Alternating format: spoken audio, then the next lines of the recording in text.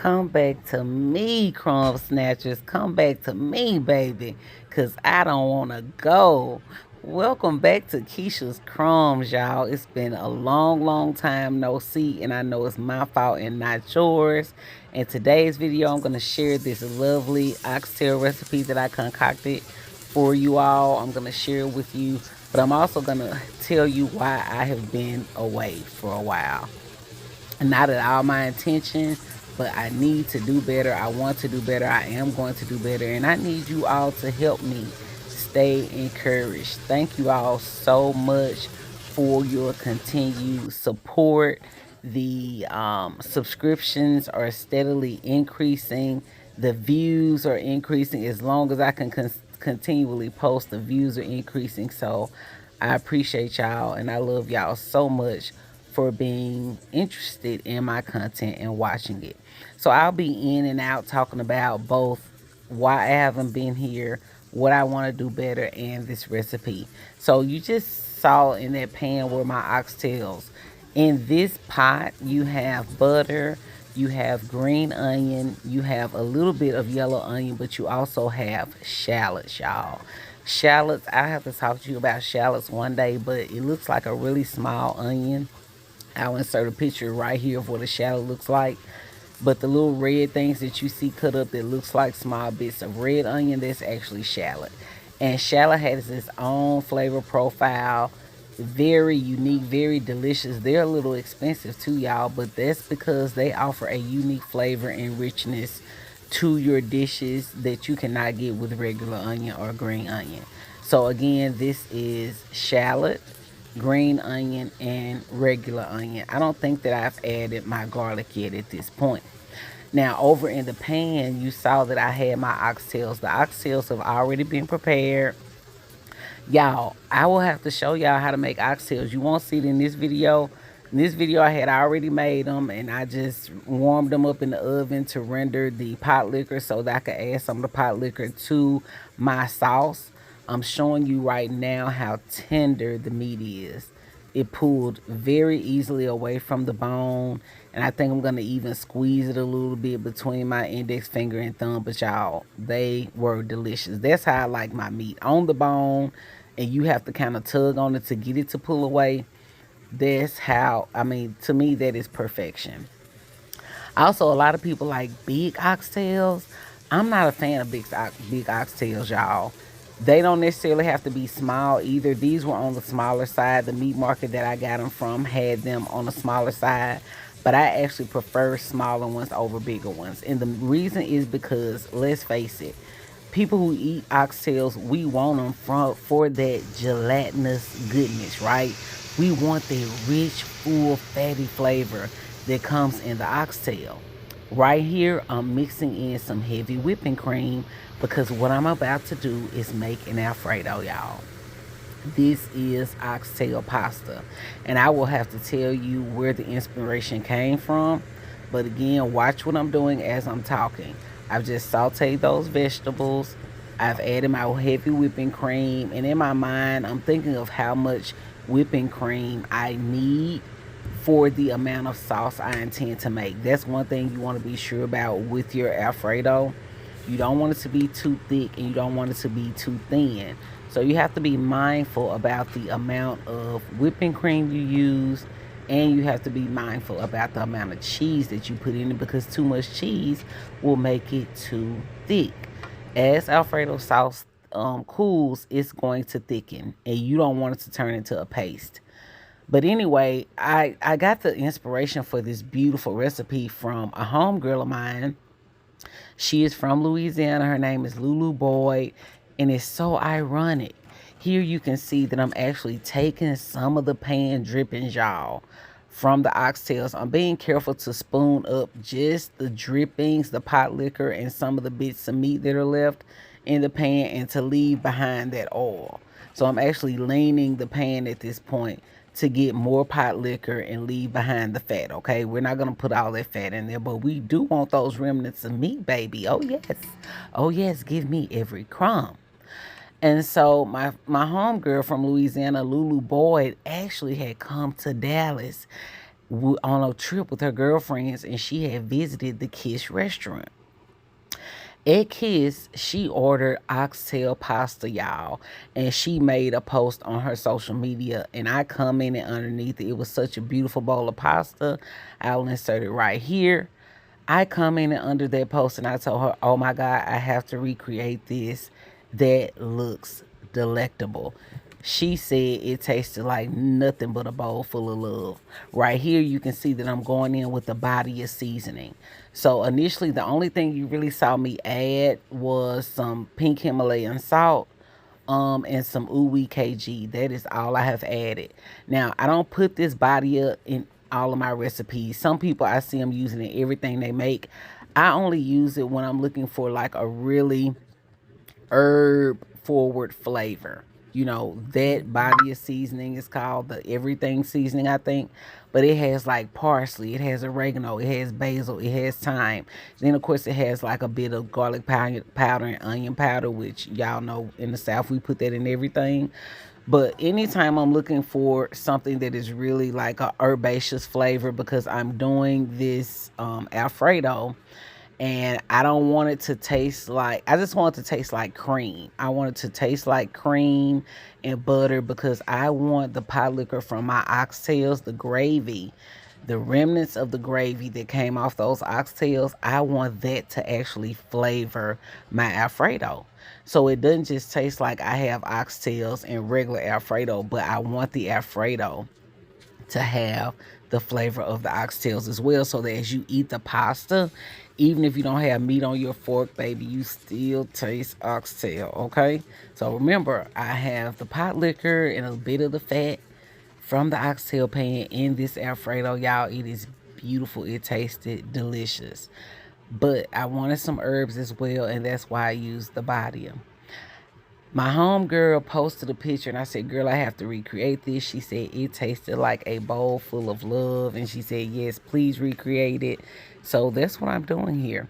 This was my inspiration. I did it a couple of days before Valentine's Day. I was feeling all warm and gushy on the inside. So I wanted to cook something that was warm and delicious, something hearty, a meal that you would make for a man, honey. Oh, yes. So now we've added some Parmesan Reggiano, and we're just gonna stir, stir, stir to let all of those flavors and the butter and the aromatics from the vegetables and the cream, we're gonna let all of that kind of meld together, and we are going to watch for the thickness and the consistency of our sauce as well. It's great to use a wooden spoon when you're doing any type of cream, even if it's a sweet cream and not a savory one, because you can see how well that sauce is coating the back of your spoon. Okay, but what I was saying earlier about the oxtails, I like to use a smaller oxtail because the really, really big ones, they're still good, don't get me wrong, but there's so much meat on them a lot of times that the meat just doesn't have the same amount of richness that the smaller oxtails have. So I actually prefer the smaller one over the big ones. So see how this sauce is starting to thicken, and you can see that I didn't add that much cheese. I added quite a bit of cream, but not as much cheese. Right here, you can see I have this lemon and herb butter. I just took a tad bit of that, y'all, to give that cream some zing.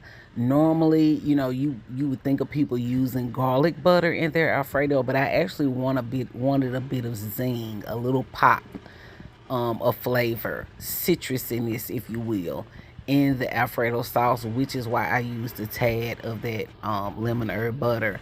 Now I'm going in. I've already used an Italian blend, in which your Italian blend has a bit of mozzarella. It has Italian blend has mozzarella, Parmesan, and Romano, Parmigiano Reggiano. So Parmesan, mozzarella, and Romano. So now you can see the consistency of my sauce. Every time let me just pause it for the cause and explain this.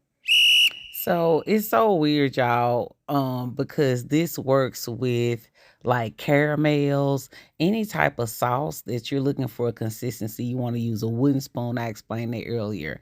You can see the consistency of that sauce on the back of a wooden spoon. But also look at how once I swipe my spoon across the bottom of my pan, see how the pan becomes clear where I swipe the spoon at? That lets you know that your sauce is no longer thin. It doesn't run back to the pan as soon as you swipe the spoon across the bottom of it. So we test caramel in that same fashion. I just think that's so funny. And of course, this is not when you're not using like thermometers and all that. Y'all know I'm old school, but I want to just give you that bit of a crumb. Reached a certain consistency where it's actually standing back away from the pan as I've swept the spoon across from it. Just a little tad bit, a bit of a crumb, bit of a crumb. So catch that. Okay, so we have our beautiful white porcelain pasta bowl and the white charger underneath. Perfect for a delectable bowl of pasta. And let me insert what our inspiration was. Again, insert this photo from Kiss right here. Now, these noodles are just perfect. I wanted some hearty noodles to stand up to these hearty oxtails and this hearty cream pasta. So this is pappardelle. Pappardelle is an egg pasta, an egg noodle. So that's what I wanted in this case. And as you all can see, this Alfredo came out beautiful. Remember, it is laced with the fats and the flavor from the oxtails. It even has pieces of meat throughout it. And as you can see, I'm ladling on a little bit of cream sauce at a time because I want to make sure that the sauce is able to render down through the noodles. And I'm going in and I'm carefully placing these braised oxtails. Look at the color on these things. I mean, my mouth is watering all over again. It really did turn out to be a beautiful dish. You don't want the pasta to be dry, so you want to have plenty of sauce on there, and you want those oxtails to be succulent and tender. Um, and again, as you can see, I'm using several small pieces versus 2 or 3 huge oxtails. And that's because I feel like you're going to have more meat that way to eat with the pasta, as well as the meat is going to be more flavorful. Keep in mind that the closer meat is to the bone on any cut of meat, the closer the meat is to the bone, the more flavor it's going to have because bone has marrow in it. So it all makes sense. And I had to go back over the oxtails with a bit more sauce. I love sauce. I don't know about you all, but I love for my pasta to be saucy, honey. Okay? Otherwise, I feel cheated. So here's a little overview. Pick. I want you to just have a close up of what it looks like. I want you to be able to see that the sauce is down inside the pasta as well as on top of the oxtails. But hey, just a little bit more since I have plenty.